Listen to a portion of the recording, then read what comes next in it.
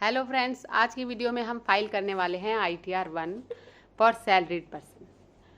तो ये मैंने इनकम टैक्स लॉगिन कर लिया है। आप बहुत ही आसान तरीके से इसको फाइल कर सकते हैं। तो सबसे पहले हमें क्या चेक करना है, AIS हमारा, कि हमारी AIS में क्या क्या चीज़ें आ रही हैं।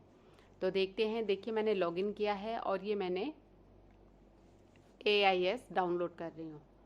ठीक है, तो आप देखते जाइए प्रोसीजर, जैसा कि आपको इस पर दिखाई दे रहा है।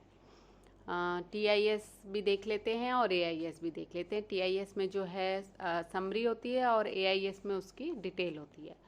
तो अगर आपको लगता है कि आपके AIS में कुछ ऐसी चीज़ें रिफ्लेक्ट हो रही हैं जो आपसे रिलेटेड नहीं है, तो वो आप उसको फीडबैक देके ठीक कर सकते हैं। तो मैं यहाँ चेक कर रही हूँ कि मेरे AIS और TIS में सारी चीज़ें ठीक हैं। तो मैंने एक एक हेड करके देख लिया है और ये मैं चेक कर रही हूँ। तो ये सब ठीक है। तो चलिए आगे बढ़ते हैं इसमें।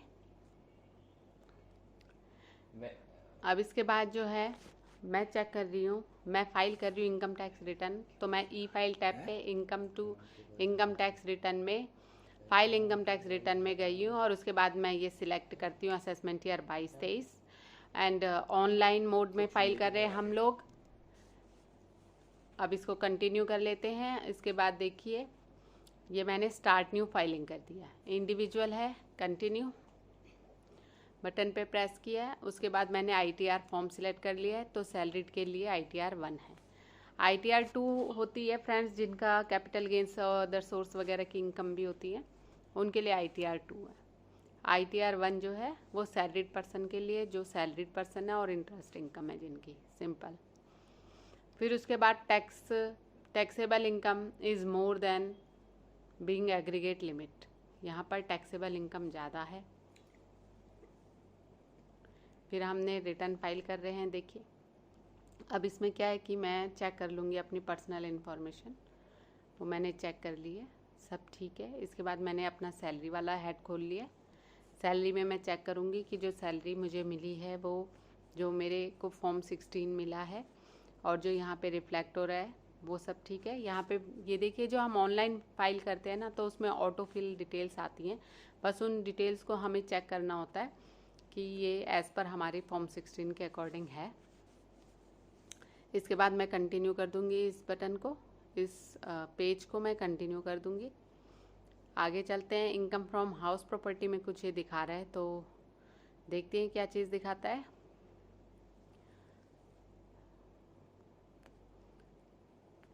कंफर्म करती हूँ इसको मैं। कंफर्म करने के बाद ये मुझे यहाँ पर रिटर्न की समरी, मतलब मुझे एक एक हेड खोल के देखना है। ग्रॉस टोटल इनकम,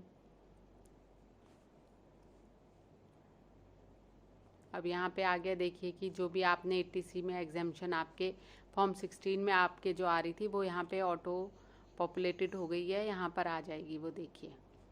फिर इसके बाद जो है मैं सबको एक एक करके चेक कर लेती हूँ नीचे तक।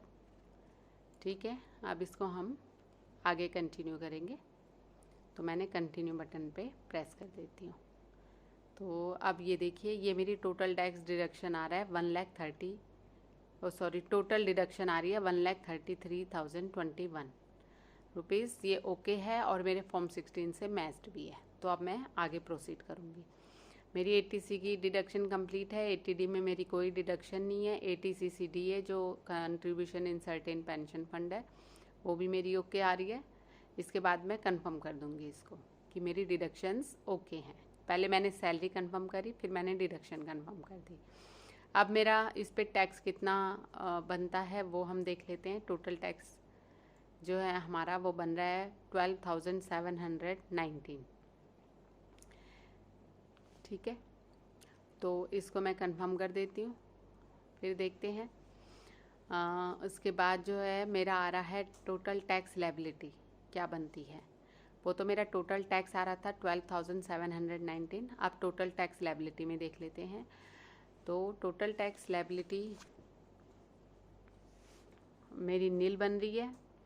वो मेरा टोटल टैक्स पेड था और ये मेरी टोटल टैक्स लायबिलिटी है। जो भी मेरी लायबिलिटी बनती थी उसकी मुझे अंडर सेक्शन 87A की रिबेट मिल गई है, क्योंकि मेरी टैक्सेबल इनकम जो है वो 5 लाख से कम है।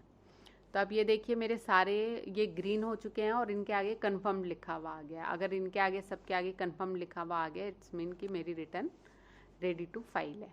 तो अब देख लेते हैं इसको आगे। नेक्स्ट जब मैं बड़ी हूँ तो इसमें मैं देख लूँगी मेरा रिफ़ंड अमाउंट जो है, जो मेरा सैलरी पे कटा था लेकिन नहीं कटना चाहिए था, बट उन्होंने डिडक्ट कर दिया। शायद मैंने इन्वेस्टमेंट देने में लेट कर दिया होगा।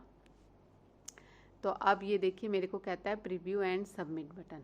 तो अब मैंने क्या करना है, जो वेरिफिकेशन है वहाँ पर मैंने टिक लगा दिया है, ठीक है। फिर उसके बाद मैं इसको सबमिट कर दूँगी, प्रोसीड टू फाइल, इस पे टिक करूँगी और फिर उसके बाद प्रोसीड टू फाइल।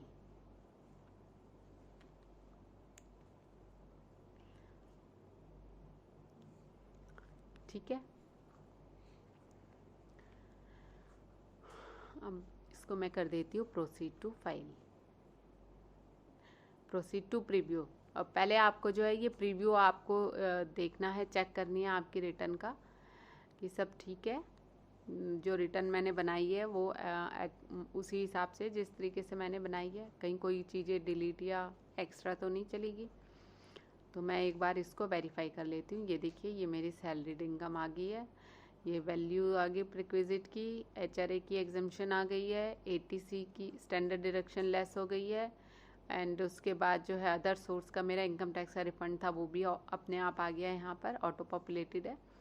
फिर उसके बाद ये मेरी ग्रॉस टोटल इनकम आ गई है, नीचे 80C की 80CCD की डिडक्शन आ गई है मेरी, और उसके बाद मेरी टोटल इनकम 4,40,000 यानी 5 लाख से कम है। तो उसमें मेरे को इन्होंने टैक्स मेरा डिडक्ट किया हुआ था जो कि नहीं करना चाहिए था, तो अब वो मुझे रिफ़ंड हो जाएगा।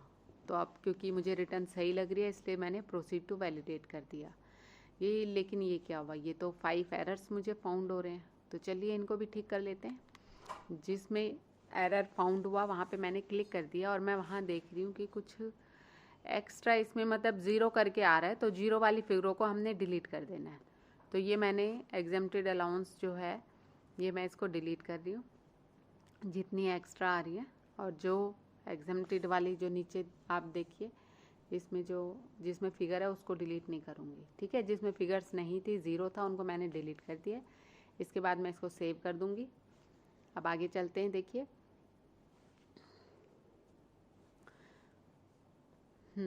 Verify your income source details.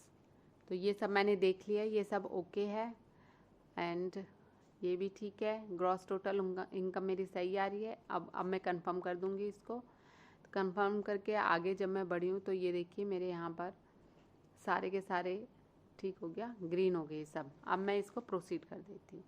अब मैंने प्रोसीड किया तो वहाँ पे देखिए मेरा आ रहा है रिफ़ंड अमाउंट 12,720, ये मेरा बिल्कुल ठीक है। अब मैं इसको कंफर्म कर दूंगी, क्लिक कर दिया मैंने वेरिफिकेशन बटन पर, ठीक है। फिर उसके बाद मैं इसको प्रोसीड टू प्रीव्यू करूँगी। प्रोसीड टू प्रीव्यू करा मैंने, ये मेरी रिटर्न शो हो रही है मुझे यहाँ पर। अब मैं देख लेती हूँ एक बार से। अब प्रोसीड टू वैलिडेशन कर दूँगी, देखिए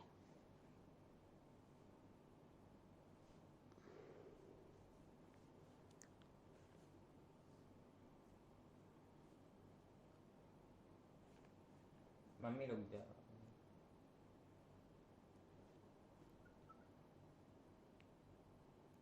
अब ये वैलिडेट हो गई है सक्सेसफुली। अब ये प्रोसीड टू वेरिफिकेशन पे मुझे क्लिक करना है। प्रोसीड टू वेरिफिकेशन पे मैंने क्लिक किया तो उसके बाद मेरे पास ये एक नया पेज आ गया जिसमें आ रहा है कंप्लीट यूर वेरिफिकेशन। फिर मैंने वेरीफाई किया, आधार OTP चाहिए मुझे अपने मोबाइल पे, उस पर उसको मैंने सिलेक्ट कर देती हूँ और उसके बाद इसको वेरीफाई करती हूँ। नहीं ये नहीं है। कंटिन्यू करती हूँ उसके बाद इसको। अब इसके बाद जनरेट आधार OTP आ गया, ठीक है। उसके बाद मैंने यहाँ पे देखिए आप OTP डाला और मैंने रिटर्न सबमिट वैलिडेट कर दी। और अब इसके बाद मैं इसको सबमिट कर दूंगी। मेरी रिटर्न सबमिट हो गई है। और आपको पता है आजकल रिटर्न सबमिट करते ही प्रोसेस भी हो जा रही है सैलरी वाली रिटर्नें, और 2 दिन के अंदर आपका रिफ़ंड भी आपको क्लियर हो जा रहा है, आपके बैंक अकाउंट में रिसीव हो जा रहा है। अब मैं इसको देख लूँगी, मेरी रिटर्न फाइल हो चुकी है, देखिए ठीक है। उसके बाद मैंने क्या करना है, डाउनलोड करना है रिसीट को, और उस रिसीट को अपना प्रिंट निकाल के अपनी इनकम टैक्स की फ़ाइल में लगा लेना है। तो देखिए कितना सिंपल तरीके से सैलरी वाली रिटर्न फाइल की जा सकती है।